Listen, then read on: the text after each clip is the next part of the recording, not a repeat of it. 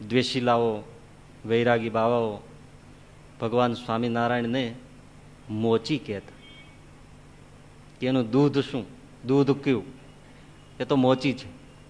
અને મોચીને આપણે ન ભજાય, એની કંઠી ન બંધાય, એનો આશ્રય ન કરાય, એ તો હલકું વરણ, આમ તેમ. અને એ જમાનો બસ દૂધનું પૂછે, નહીતર પોતાને કાંઈ ઠેકાણા ન હોય. તે કવિ દલપતરામ બેઠેલા, કપાળમાં સરસ મજાનો ભડકા જેવો તિલક ચાંદલો જોયો.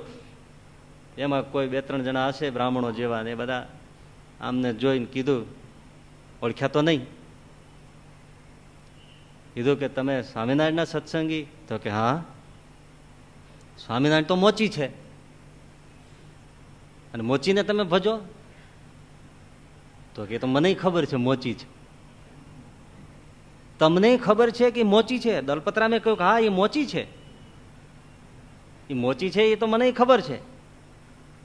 પેલા બ્રાહ્મણો કહે આજ તમે પહેલ વેલા મને મળ્યા, અમે ઘણાને કહ્યું તો બધા એમ કે ના નથી, અને તમે જ એક એમના અનુયાયી એવા નીકળ્યા કે એને કહ્યું કે હા મોચી છે.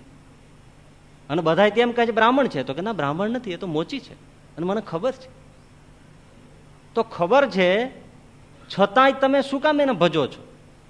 ત્યારે દલપતરામે કહ્યું, સાંભળો, ચામડાના પૂતળા રચે છે ચતુરાએ કરી, ચામડાના બળદો ને બકરા બનાવે છે, ચામડાની ગાયો ભેંસો શુદ્ધ દૂધ ધોવા દે છે, ચામડાની પોપટોને રાણીઓ પડાવે છે, ચામડાના હાથી ઘોડા હજારો હજાર જૂના ભાંગી જાતા જાય, નવા નીપજ આવે છે. કેવું ચામડાનું કામ કીધું દલપત રામ, એવા મોચીની વિશેષ ભક્તિ મને ભાવે છે. આવો એ મોચી છે, બાકી તમે કહો એવો મોચી.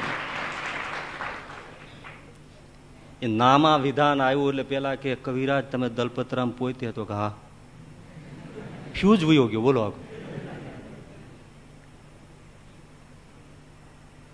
મોચી છે, જગત સ્રષ્ટા મોચી છે. આ નિષ્ઠા એ આ છે.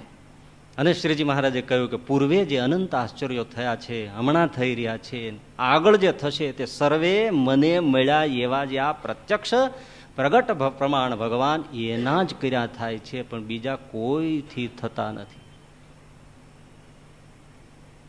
આ જે નિષ્ઠાની ગાંઠ, ચમત્કારો પછી એ મંત્રના હોય, તંત્રના હોય, યંત્રના હોય, વિજ્ઞાનના હોય, જાદુના હોય, સિદ્ધાઈના હોય, પ્રાકૃતિક હોય, બૌદ્ધિક હોય, માનસિક હોય, કોઈ પણ ચમત્કાર હોય, પણ એ સર્વ ચમત્કારની પાછળ પ્રેરક બળ તો મારા ઈષ્ટનું છે. આ જે ગાંઠ એ જ ન હોય તો બુદ્ધિ ફરી જાય. આ બહુ સમજવા જેવું છે.